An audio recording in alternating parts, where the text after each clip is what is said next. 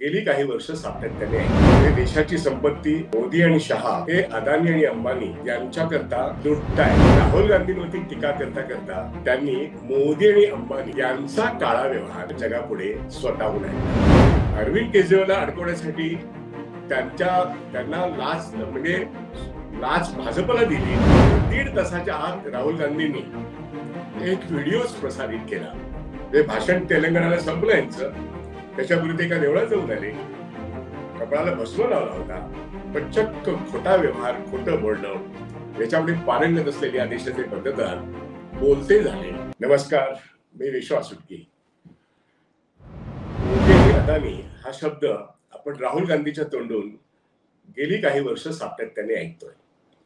हे देशाची संपत्ती मोदी आणि शहा हे अदानी आणि अंबानी यांच्याकरता लुटतायत असा तो शब्दप्रयोग. त्यामुळे संपत्तीचं हस्तांतरण होत आहे ते मोदी आणि शहांकडून अदानी अंबानींना, असा त्याचा अर्थ आहे.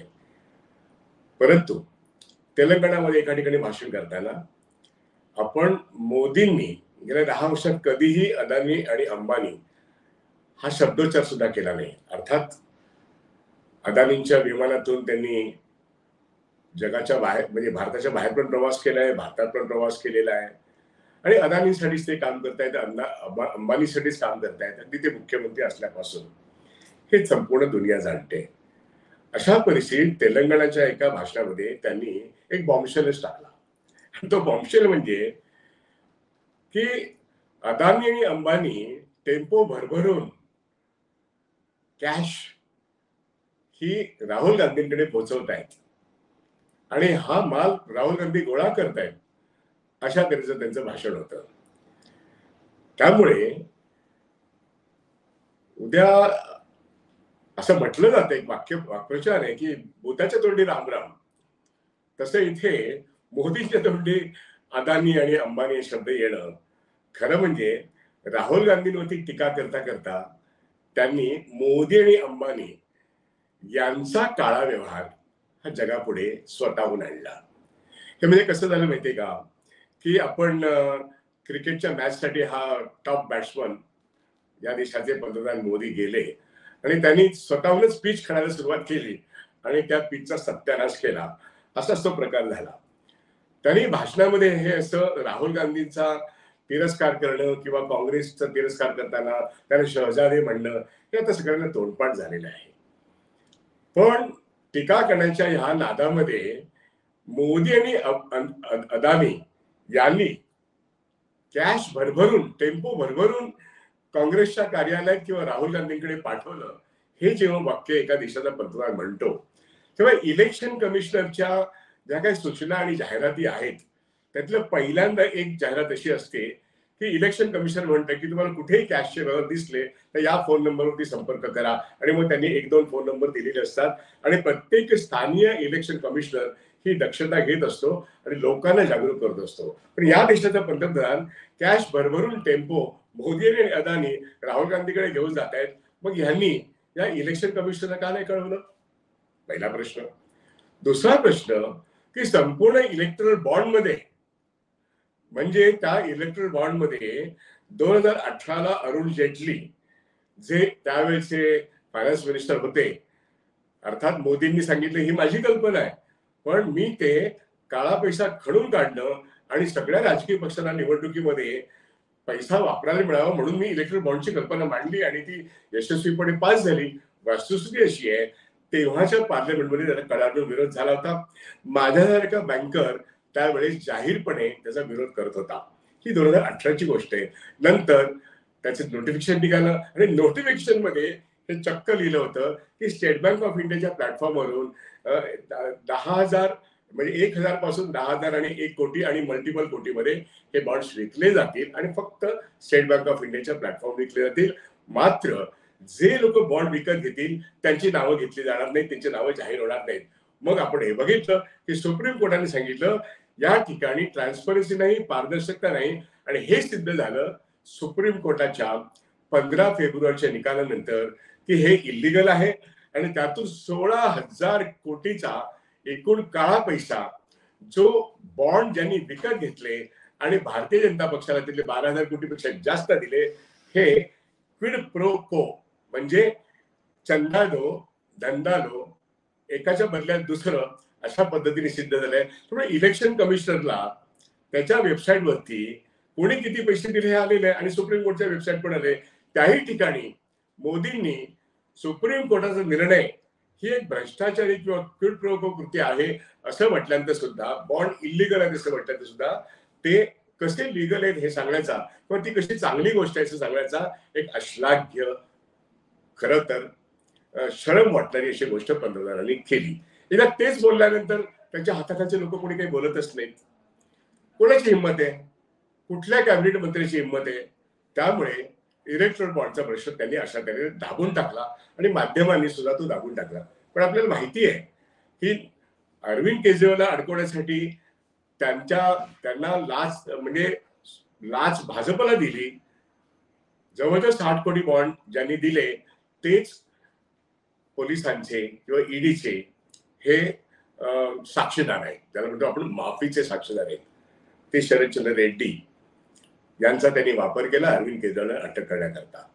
या पद्धतीने त्यांना सगळे करप्ट लोक, सगळे भ्रष्टाचारी लोक आणि इलेक्ट्रिक बॉन्ड हा संपूर्ण भ्रष्टाचारी व्यवस्थेचा जनक म्हणून भारतीय जनता पक्षाचे हे पंतप्रधान आज अत्यंत निर्लज्जपणे आता असं म्हणतायत की राहुल गांधींकडे कॅश कोणाची जाते?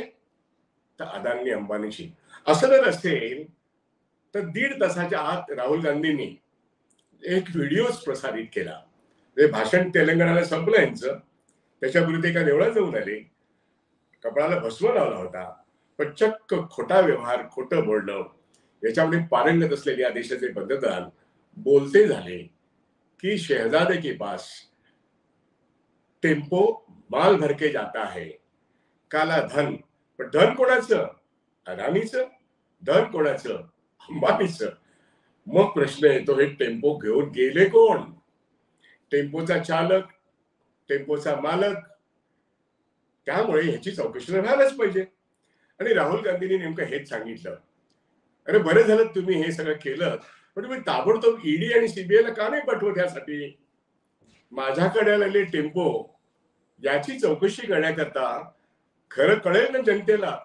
आणि मग त्या राहुल गांधीच्या व्हिडिओचे अक्षरशः करोडो त्याचे रिपोस्ट म्हणजे त्याचा एक्स वरती झालेले आहेत, फेसबुकवरती अक्षरशः मिलियन्स त्याच्या ठिकठिकाणी ज्याला म्हणतो आपण शेअर झालेला आहे, आणि युट्यूब वरती तर करोडो लोकांनी ते बघितलेलं आहे. आणि हे सगळं 2 तासाच्या अवधीत काल झालेलं आहे. त्यामुळे या देशाच्या पंतप्रधानांना त्यांनी कोणत्या उद्देशाने शब्द उच्चारले असतील हे माहित नाही, पण खरं तर त्यांचा 10 वर्षातला व्यवहार हा इतका भ्रष्ट होता की या नोटबंदीतून रिझर्व्ह बँक ऑफ इंडियाची 17 लाख करन्सी परत आली, पण रिझर्व्ह बँक ऑफ इंडियातून 4 लाख या 17 लाख कोटीमधून काढून ठेवणं हे जेव्हा एक उद्दिष्ट होतं ते त्यांनी पूर्ण करून सुद्धा सगळे पैसे कसे परत आले? याचा अर्थच असा होता की 17 लाख कोटीच्या बाहेर अनेक लाख कोटीचे बाजारामध्ये काळा पैसा होता, तो बँकिंग चॅनल मधून हा सगळेच झाला. पण या देशाच्या पंतप्रधानाला शरम नाही. निवडणुकीमध्ये लोक मतं देतात म्हणजे आपलं म्हणणं खरं आहे असं त्यांना वाटतं, आणि म्हणून लाखो नव्हे कोट्यवधींच्या नोकऱ्या त्या संपूर्ण डिमोनेटायझेशनच्या कालखंडात घेतल्या, ज्याचा करता हा या देशाचा पंतप्रधान आहे. त्याला ती लाज शरम नाही की या देशाचं नुकसान झालंय. याच पद्धतीने त्याने जीएसटीचा प्रश्न आणला. यांनी करोनामध्ये हजारो नव्हे लाखो आणि करोडो लोकांच्या नोकऱ्या घालवल्या आहेत. आणि कित्येक जण आता आपल्याला हेही माहिती आहे की त्या संपूर्ण लस निर्माण करणाऱ्या पुनावालाशी यांचे व्यावसायिक संबंध काय होते, आणि त्याच्यातून त्या वॅक्सिन मध्ये जो दोष आहे त्यातून लाखो लोक मेले कसे याचा आता रिसर्च वर्क आपल्या समोर आला, आणि तो ऑक्सफोर्ड कडून आलेला आहे. त्यामुळे या देशाच्या पंतप्रधानाचं उद्योगपतीशी असलेले संबंध, त्यांनी निर्माण केलेले फ्रॉड्स आणि त्यांचा फ्रॉड मधला हात, आणि त्यांनी या देशाच्या सार्वजनिक संपत्तीची अदानींकडे आणि अंबानींकडे कशा पद्धतीने गेल्या 5-7 वर्षामध्ये ट्रान्सफर केलेला आहे, आणि बँकांचा पैसा, त्याच्यातले हे मोठे लोन्स हे जवळजवळ 16 लाख कोटी बँकांच्या बॅलन्स शीट म्हणून राईट ऑफ झालेले आहेत. नाही म्हटलं तरी 2015 पासून ते 2023च्या डिसेंबर पर्यंतचे आकडे हे 16 लाख कोटी आहेत. ह्या सगळ्याला जबाबदारी या देशाचे पंतप्रधान आणि अर्थमंत्री आहेत. त्यामुळे हा जो काही काळा पैसा आहे, हा जो पैसा ट्रान्सफर या उद्योगपतींकडून ज्यांना प्रचंड मोठ्या प्रमाणात फायदा झालेला आहे तो या देशाच्या पंतप्रधानांना होतो हे जगाला माहितीये. यांच्याच विमानातून ते फिरतात. असं असताना ह्याचं एक्सपोजर जेव्हा हिंडेनबर्गने केलं अदानींचं, तेव्हा हिंडेनबर्ग हा अदानीला एक्सपोज करत नसून खरं तर तो मोदींना एक्सपोज करत होता. आणि अदानींचा 9 ते 10 लाख कोटीचं मार्केट कॅपिटलेशन त्याच्या 21 लाख कोटी 10 दिवसात कोसळलं. आणि ते पुन्हा निर्माण करण्याचं काम याच पंतप्रधानांच्या एका सल्ल्यानेच पुन्हा एकदा अर्थमंत्री आणि LIC आणि GIC किंवा स्टेट बँक ऑफ इंडिया किंवा UTI यांनी उर्वरित जे शेअर्स होते ते टिकवून ठेवले. म्हणून त्यांची संपत्ती पुन्हा एकदा आता 19 लाख कोटी झाली.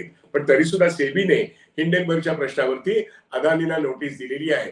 पण या सगळ्या कालखंडामध्ये अदानींचा बचाव करण्याचं काम मोदींनी केलं. प्रत्यक्षामध्ये त्यांचं नावही घेतलं नाही. पण पार्लमेंटमध्ये अदानींचं नाव घेणाऱ्या मोहिला मोहोत्रा यांना मात्र लोकसभेतून जावं लागलं. लोकसभेतून राहुल गांधींची बोलती बंद करण्याचा त्यांनी प्रयत्न केला. एवढंच काय, त्यांची खासदारकी घालवण्याचा प्रयत्न केला. त्यांची खासदारकी परत मिळाल्यानंतर 150 खासदारांना शेवटच्या लोकसभेमधून पायउतार करण्याचा एक अश्लाघ्य प्रयत्न या देशाच्या पंतप्रधानांनी केला. आणि त्या ठिकाणी एक अकेला सप्पर भारी यासारख्या गोष्टी ज्या देशाच्या पंतप्रधान केला, हा पंतप्रधान आता मला वाटतं सैरावैराग झालाय. 3 एकूण ज्या फेऱ्या झाल्या निवडणुकीच्या, त्या निवडणुकीच्या फेऱ्यांमधून आपला पराभव दिसतो हे त्यांच्या एजन्सी मार्फत त्यांना कळतच आहे. दुसरी गोष्ट त्यांना कळणं आवश्यक आहे आणि ती कळलेली आहे. ती म्हणजे झी मीडिया सारखे सुभाष गोयल जो मालक आहे त्याने मोदींनी अपॉइंट केलेले सगळे CEO, सगळे अँकर्स यांना घरी बसवलेलं आहे. आणि झी मीडियाने एक पोझिशन घेतली आहे की आता आपल्याला प्रेस फ्रीडम किंवा फ्रीडम ऑफ प्रेस जागतिक लेवलला भारत 116 देशाचा आहे, तर आपल्याला परिस्थिती सुधारली पाहिजे. इलेक्शनच्या 3ऱ्या टप्प्याच्या आसपास सुभाष गोयल यांनी ही भूषण घेतली आहे. त्यामुळे गोदी मीडियाचा एक स्तंभ आज पूर्णपणे यांच्या हातातून गेलेला आहे. आणि तिथे राहुल गांधी आणि प्रियंका गांधी यांचे फोटो मुलाखती येऊ तर लागलेले आहेत. त्यामुळे एक प्रकारे विरोधकांचा आवाज दाबणं, विरोधकांची बातमी पण येऊ न देणं, हे गेल्या 7-8 वर्षामध्ये ज्या मोदींनी केलं आणि ज्या 2च मोठ्या उद्योगपतींना या देशाची संपत्ती हँडओव्हर केली, हस्तांतर केली, ते आता जगातले मोठे श्रीमंत लोक झालेत. पण आता ह्यांचं नाव घेऊन यांनी कॅश मिळवली असं जेव्हा ते राहुल गांधींवरती आरोप करतात किंवा काँग्रेसवरती आरोप करतात, तेव्हा आपण इलेक्शन सुरू होण्यापूर्वीच एक गोष्ट लक्षात ठेवूया. काँग्रेसचं अकाउंट म्हणजे जे काही त्यांना बॉन्ड्स मिळालेले असतील, इलेक्ट्रॉल बॉन्ड्स, ते आणि त्यांच्या एकूणच ज्याला म्हणतो की क्राऊड फंडिंग मधून त्यांच्या खात्यामध्ये जे पैसे आले त्यातले 982 कोटी रुपये इन्कम टॅक्स अथॉरिटीने सील केलेले आहेत. सुप्रीम कोर्टाने ते जुलै महिन्यापर्यंत ते निकाल पोस्टपोन झालेला आहे. अदरवाईज ती एक पनिशमेंट म्हणून त्याला दंड भरावा लागला असता. अशी परिस्थिती जी निर्माण केली या भाजप सरकारने इन्कम टॅक्स अथॉरिटीच्या मार्फत, त्या काँग्रेस पक्षाला खरं तर पैसाच नाहीये. त्याचे सगळे पैसे इन्कम टॅक्स अथॉरिटीने कब्जात घेतलेले आहेत. आणि पैसा नसल्यामुळे फक्त 2-3 पुढारी त्यांचे भारतात सगळीकडे जात आहेत. अशा परिस्थितीमध्ये ज्या पक्षाकडे अजिबात पैसा नाहीये त्या पक्षाकडे अदानी आणि अंबानी टेम्पो भरून पैसे पाठवतात असा जेव्हा आरोप मोदी करतात, तेव्हा पहिला प्रश्न असाच येतो, कुठल्याही सामान्य माणसाच्या मनात येतो, अरे बाबांनो, 16,000 कोटी तुम्हाला इलेक्ट्रिक बॉन्ड मध्ये मिळाले, तेव्हा काँग्रेसला मिळालेले पैसे सुद्धा तुम्हीच घेतलेत, म्हणजे इन्कम टॅक्सचे ताब्यात घेतलेत, काँग्रेसचा अकाउंट तुम्ही फ्रीज केलात. आणि आता तुम्ही सांगता की कॅश मिळाली आहे, तर तुम्हाला कोणी अडवलंय? ईडी आणि CBI हे तर अक्षरशः गळ्यात पट्टा बांधलेले कुत्रेच तुम्ही सोडलेले आहेत अपोजिशनच्या लीडर्सवरती. होय, प्रत्येक अपोजिशन लीडरवरती आज किमान ईडीची एक तरी केस आहे. आणि असा कोण मनुष्य आहे की ज्याच्यावरती ईडीची केस नाहीये? फक्त भारतीय जनता पक्षात ज्यांनी प्रवेश केलेला आहे विरोधकांमधून, मग ते काँग्रेसचे असतील किंवा कोणी असतील, त्यांच्या बाबतीत मात्र त्यांना क्लीन चिट मिळते आणि मग आपण ते भाजपच्या वॉशिंग मशीनचं वर्णन आपल्याला माहितीये. त्यामुळे एक अत्यंत आत्मघातकी किंवा सुइसायडल अशा तऱ्हेचं एक भाषण जेव्हा मोदींनी केलं, तेव्हा अदानी आणि अंबानी यांचा उद्योग पण धोक्यात येईल. त्यांची क्रेडिबिलिटी जी काही आहे त्यांच्या काही व्यवसायांमध्ये, अर्थात अंबानीचा व्यवसाय हा देशामध्ये अत्यंत महत्वाच्या मोक्याच्या ठिकाणी आहे.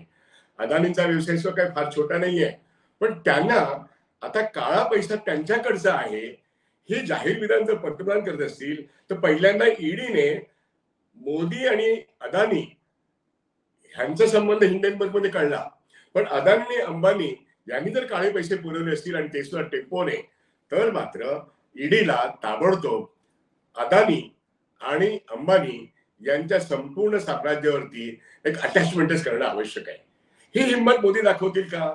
का केवळ प्रचारामध्ये एक भाषण करून मोकळे झाले असं होऊ शकत नाही. म्हणजे एका भारतीय स्त्रीचा अपमान या मोदींनी मणिपूरमध्ये केला, युपी मध्ये केला, कर्नाटकमध्ये प्रज्वल रेवण्णांचा पाठिंबा दिला. हा त्यांच्यावरती एक डाग आहेच आहे. त्याच्यातून भारतीय महिला ह्या मोदींच्या विरोधात निश्चितच आहे. परंतु ना खाऊंगा न खाणे दूंगा म्हणणारा हा इलेक्ट्रोल बॉन्ड मध्ये स्वतःच किती खातोय आणि तरी सुद्धा दुसऱ्याच्या तोंडाला वास येतोय असं म्हणणं, आणि त्याच्यामध्ये नावं त्यांनी कोणाची घेतली? तर जे राहुल गांधी सातत्याने सांगतात की या देशाची जनतेची संपत्ती, भारतातल्या सामान्य नागरिकांची आणि सार्वजनिक क्षेत्राची संपत्ती ही या दोन मोठ्या उद्योगपतींकडे मोदी देतात. आता त्यांना तुम्ही एका ज्याला म्हणतो कटघरे में खडा कर दिया, मग त्याच्यावरती ईडीची केस करा, ही सामान्य जनतेची मागणी आहे. आणि असं जर असेल तर राहुल गांधींनी दिलेलं आव्हान मोदींनी ताबडतोब स्वीकारलं पाहिजे. पण मला असं वाटत नाही की मोदींमध्ये एवढी हिंमत आहे. मोदी काय, मोदींकडे फार फार तर तुमचे ज्या ज्या चॅनलने त्यांचं भाषण दाखवलं त्या चॅनलला लगेच अमित शहानी फोन करून त्यांचं पूर्ण भाषण दाखवलं की नाही मला माहित नाही, पण पुढच्या बातम्या मात्र त्यांनी थांबवल्या. कारण अदानी आणि अंबानी या दोघांकडे मिळून या भारतामध्ये जवळजवळ 85% चॅनलवरचा कंट्रोल हा अदानी आणि अंबानीचा आहे.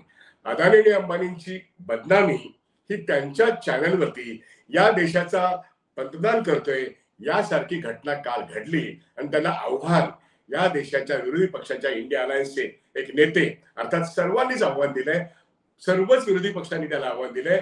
पण हे आव्हान स्वीकारण्याची हिंमत या पंतप्रधानांमध्ये किंवा या देशाच्या होम मिनिस्टरमध्ये अजिबात नाही आहेत. पण मात्र लोक याचा धडा घेतील आणि 3 फेऱ्यांमध्ये जो पराभव बीजेपीला ऑलरेडी झालेला आहे, पुढच्या 4ही म्हणजे 13 मे, 20 मे, 25 मे आणि 1 जून या 4ही टप्प्यांमध्ये ज्या लोकसभा मतदारसंघामध्ये निवडणूक आहे त्या ठिकाणी मोदींना पूर्णपणे पराभव स्वीकारणं, पराभव त्यांच्यापुढे दिसतोच आहे, तो पराभव त्याला स्वीकारावा लागेल. आणि 4 जून नंतर या देशामधून मोदी इथे उभे असतील की नाही असाच खरा प्रश्न त्यांना त्यांच्या एकूण करिअरची एक्सपायरी डेट जे इतरांविषयीची ते सांगतात, त्यांची स्वतःच्या करिअरची एक्सपायरी डेट स्वतःच ते लिहित आहेत. कारण ते बावचळले, ते घाबरलेले आहेत आणि ते भेदरलेले आहेत, आणि म्हणून त्यांनी स्वतःच्या मित्रांना पण संकटात टाकलेत. पाहूया राहुल गांधींचं आव्हान ते स्वीकारतात का गप्प बसतात, पाहूया.